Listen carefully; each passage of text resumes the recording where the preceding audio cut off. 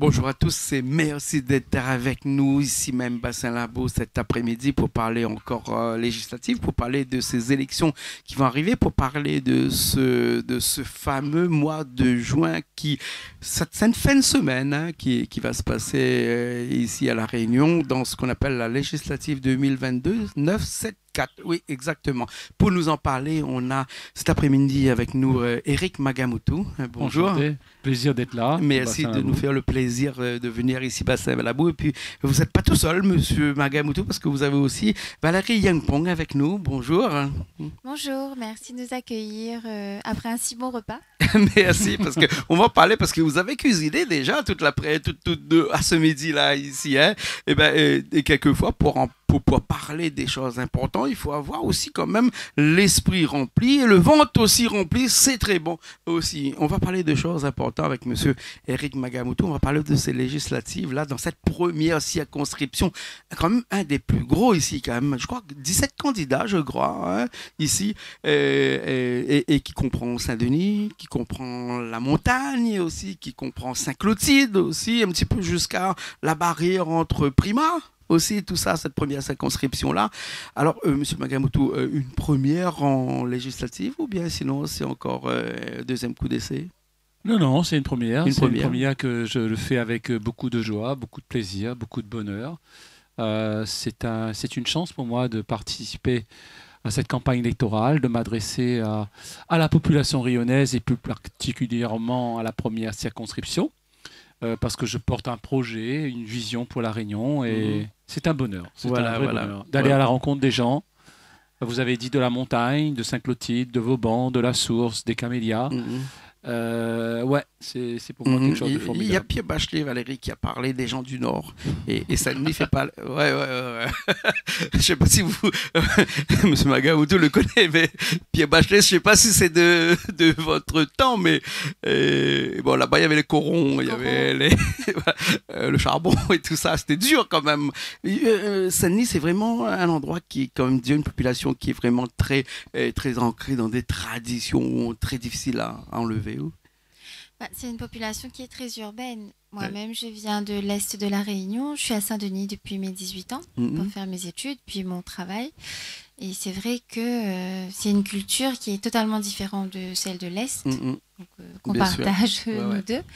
Ils sont très urbains et en même temps, il y a un côté montagnard dans les Hauts-de-Saint-Denis, Saint-François, Bois-de-Nef, la montagne, la Bretagne, mais qui ne fait pas partie de notre circonscription. Donc Saint-Denis est entre urbanisation et côté très traditionnel de la Réunion. Donc il y a un gros mélange des cultures qui est très agréable à Saint-Denis. Vous, avec Valérie Yangpong et avec monsieur Eric Magamutu, vous êtes des personnes qui ont défendu des clients pendant très longtemps, puisque vous êtes issus d'un métier qu'on connaît, il n'y a pas de machin, vous êtes avocats tous les deux. Là, c'est plus des clients que vous allez défendre, mais une population que vous allez défendre. Hein? Pour vous, c'est presque pareil ou bien sinon c'est différent? C'est une continuité. Un client, aussi bien qu'un électeur, qu'un membre de la circonscription, choisit son avocat et choisit son député. Quand on est avocat, on défend nos clients soit devant les juridictions, soit un côté amiable. Et lorsqu'on devient député, on défend non seulement sa circonscription, mais aussi son territoire, ses valeurs, sa tradition, sa culture à l'Assemblée nationale. Et là, on se mélange avec d'autres personnes qui viennent d'horizons extrêmement différents. Et je trouve que ça s'inscrit dans une continuité. Une belle continuité parce qu'on a les moyens de le faire. On est habitué à prendre la parole, on est habitué à trouver des arguments pour se faire entendre. Et lorsqu'Éric m'a demandé de l'accompagner sur cette belle aventure des législatives, j'étais très heureuse. J'étais aussi avec une certaine appréhension parce que l'exercice me semblait différent. Mais on se rend compte que ça fait partie de notre vie. Et Eric, qui notamment a une expérience encore bien plus riche que la mienne parce qu'il était multimétier, le fait qu'il ait été avocat nous permet, je pense, d'avoir les armes nécessaires pour défendre les Dionysiens, les Dionysiennes, mais aussi les Réunionnais à l'Assemblée nationale. Parce qu'on en a besoin aujourd'hui. Les lois sont généralement pas très parfaites. Hein. Beaucoup de gens disent que les lois sont pas parfaites et comme personne de loi, vous allez voter des lois. Donc, est-ce que vous allez faire en sorte que ces lois-là deviennent un petit peu plus parfaites? Je voudrais compléter les propos de Valérie. Nous sommes dans la Ve République. Il y a le pouvoir législatif avec le Sénat et l'Assemblée nationale. Bien sûr. Après, il y a l'exécutif. Bien sûr. Composé du président de la République, du gouvernement, avec le chef du gouvernement, le Premier ministre. Et puis, il y a le pouvoir judiciaire, les juges. Donc, nous, les députés, nous allons faire partie de l'Assemblée nationale. L'Assemblée nationale, nous devons travailler pour l'équilibre des pouvoirs entre l'exécutif, l'Assemblée nationale, le Sénat, et veiller à ce que le judiciaire soit indépendant. Donc vous voyez, le député a ce rôle-là, de veiller à l'équilibre des pouvoirs. Et au cours de ces dernières années, on peut considérer qu'il y a eu un déséquilibre dans la pratique de la Ve République. Il y a, comme on dit, une monarchie républicaine, où le Premier ministre devient plutôt un collaborateur, les ministres des chefs de service, et on a tendance à penser que les députés sont des députés godillots, c'est-à-dire des chambres d'enregistrement. Or, si je me présente avec Valérie à cette élection, fort de notre métier, de notre culture juridique, mais aussi économique, c'est pour rééquilibrer les choses, pour dire non, nous sommes les députés de l'île de la Réunion, de la première circonscription, mais nous sommes les représentants de la nation française auprès de l'Assemblée nationale. Donc nous avons une voix qui doit porter. Et je vais veiller à ce que non seulement le député que je suis doit porter ce que ressente la population, les besoins de la population, mais en même temps instaurer un rapport de force avec l'exécutif pour dire nous défendons le peuple, les besoins du peuple, les aspirations du peuple. Voilà c'est quoi. Donc c'est un travail de droit, d'économie, mais aussi de mettre en place un rapport de force avec l'exécutif. D'accord. Vous parlez tout à l'heure de ce phénomène où un petit peu, comme on dit en créole, pigeon vol. Hein, c'est-à-dire que dès que l'exécutif, c'est-à-dire que le président et son premier ministre déposent un projet de loi, et ben les députés sont un petit peu obligés de dire oui à toutes les lois qui arrivent. Et ben ça arrive, la micro un petit peu créole pour que tout le monde puisse comprendre un petit peu ce que nous en train de dire là, vous n'êtes pas d'accord avec ça. Hein? Aux autres pigeons, ils ne volent pas systématiquement et qu'il faudrait vraiment ramener un petit peu des amendements aussi à l'intérieur de tout ça, corriger un petit peu tout ça et faire en sorte que le député joue son rôle de plein pouvoir, c'est-à-dire de vérifier tout ce qui se passe dans cet exécutif-là. Mais moi, je voudrais m'adresser à tous les électeurs, à tous les téléspectateurs. Vous allez voter, j'espère, je prie le ciel, que vous puissiez faire le choix du bon candidat. J'estime que je suis le bon candidat. Parce que j'ai une expérience de la vie, une expérience professionnelle, parce que je suis honnête, parce que j'ai des valeurs. Mais le 12 et le 19, lorsque vous allez voter pour le député, votre travail, vous, peuple, citoyen, n'est pas terminé. Parce que je voudrais, moi, être un député militant. Qu'est-ce qu'un député militant à mon sens ? Je porte des projets. La Réunion zone franche, c'est-à-dire que les chefs d'entreprise soient exonérés des charges sociales, une fiscalité à 15% pour pouvoir créer de l'emploi, pour pouvoir augmenter les salaires. Il faut pour ça mettre en place une zone franche quand même, non ? Bien sûr, c'est la zone franche globale, comme les Corses depuis 1994. Je vais y aller à l'Assemblée nationale. Je vais dire, voilà, à La Réunion, il y a 325 000 chômeurs, il y a 325 000 personnes qui vivent en dessous du seuil de pauvreté, il y a 125 000 chômeurs, etc., etc. Mais vous croyez qu'à l'Assemblée nationale et que l'exécutif va dire « Monsieur Magamoto, on n'attendait que ça ». Non, ils vont me dire « Vous êtes bien gentil, Monsieur Magamoto, mais on a autre chose à faire et on aura oublié ». Le député militant, qu'est-ce qu'il va faire ? Il va venir à La Réunion et au lieu d'aller cachette, de ne plus faire les courses à score, de passer par des petits sentiers pour ne plus être face au peuple, moi je vais aller devant le peuple. Un député de proximité. Presque. Voilà, mais un député qui va dire au peuple, je vous retrouve tous à la fin du mois au stade de la Redoute et je veux que vous soyez non pas 10 000, 20 000, 30 000, 40 000 personnes au stade de la Redoute, toutes les chefs d'entreprise pour dire nous veut, c'est notre droit, nous veut la zone franche globale. Et quand ce mot d'ordre militant par un député sera passé, Paris m'appelle. Allô, Monsieur Magamutu, nous sommes informés que vous allez réunir 50 000 personnes au stade de la Redoute. S'il vous plaît, arrêtez ça. Passez nous voir. On va discuter avec vous. Donc un député engagé presque. Un député engagé, un député militant qui demande au peuple qui va voter pour lui, il faut que vous soyez avec moi, que vous m'aidez à porter votre voix et que nous soyons prêts à mettre un rapport de force. Parce que sinon, c'est Bercy, c'est des techniciens, c'est des énarques, c'est des polytechniciens qui vont nous gouverner et non pas des politiques. Qui vont décider pour vous, mais on sait bien que c'est pas les députés qui décident. Quand les lois arrivent, ils sont déjà faits. Et puis après, pour décider d'une loi là-bas, il faut faire partie d'un groupe. Bien sûr. D'un groupe. Hein. L'équipe Éric Magamutu fait partie d'un groupe de droite, de gauche, du centre, du milieu, du machin. Valérie, peut-être, hein? Non? Ben, très simplement, hein, on fait partie du groupe des non-inscrits. Ce groupe-là qui existe. Et ce sera le premier groupe. Parce qu'après, on ne s'en contentera pas. Nous sommes des députés de combat. Donc, on va constituer, Éric va constituer un groupe d'ultramarins. Qui existe déjà, ce groupe-là. Et qui réunit donc tous les ultramarins. Ils sont à 27 actuellement. Hein? On va créer. On va créer. On est le groupe. Nous sommes des ultramarins, mais à l'Assemblée nationale, on va créer ce groupe-là pour que chaque ultramarin fasse peur à l'exécutif, j'ai envie de dire. Parce que vous êtes 27 sur de 577. Est-ce que vous pesez assez pour pouvoir faire peur à l'exécutif? Qu'est-ce qu'une région ultramarine?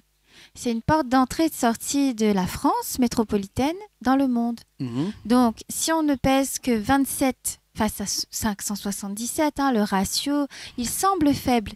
Mais en réalité, nous sommes très forts parce que sans nous, le système de taxes, d'entrée et de sortie, toute l'économie marchande mondiale de la France serait bien affaiblie.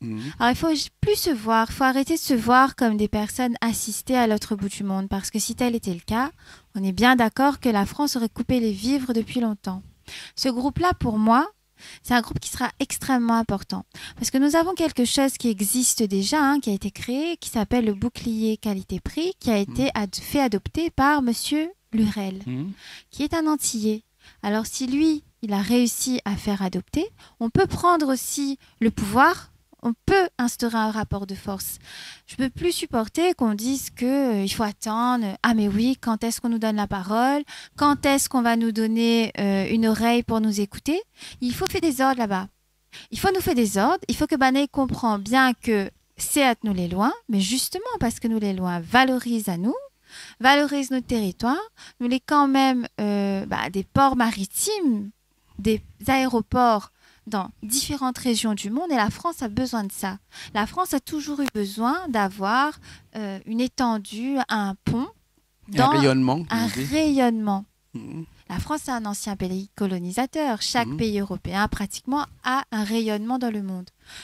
Donc nous, la rayonne sur nous, à nous de rayonner sur eux maintenant.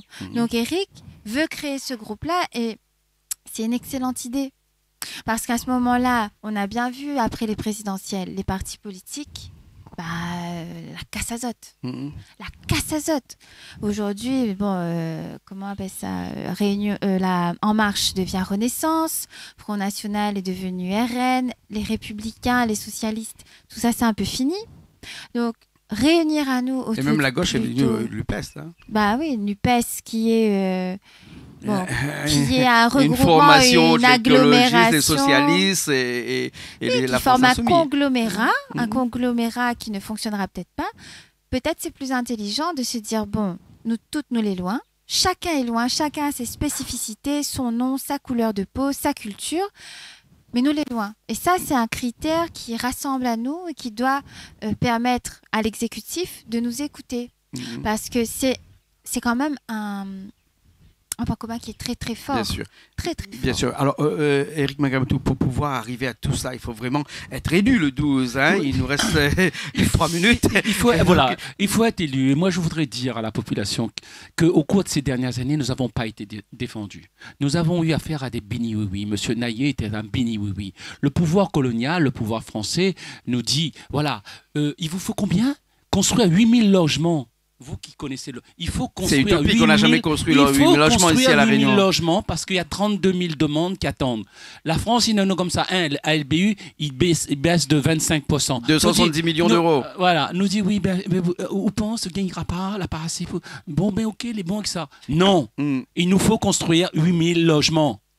Non, on ne peut pas supporter que les retraites ici à La Réunion soient plus faibles que la métropole. Non, il faut dire non au système. Donc moi je dis aux retraités qui nous regardent, je dis aux 32 000 personnes qui attendent un logement, je dis c'est possible de voir Paris et de dire nous les pas plus, nous les pas moins, et voilà, c'est notre droit. Nous vivons dans un pays égalitaire, liberté, égalité, fraternité. Eh bien, liberté, il faut que nous soyons libres.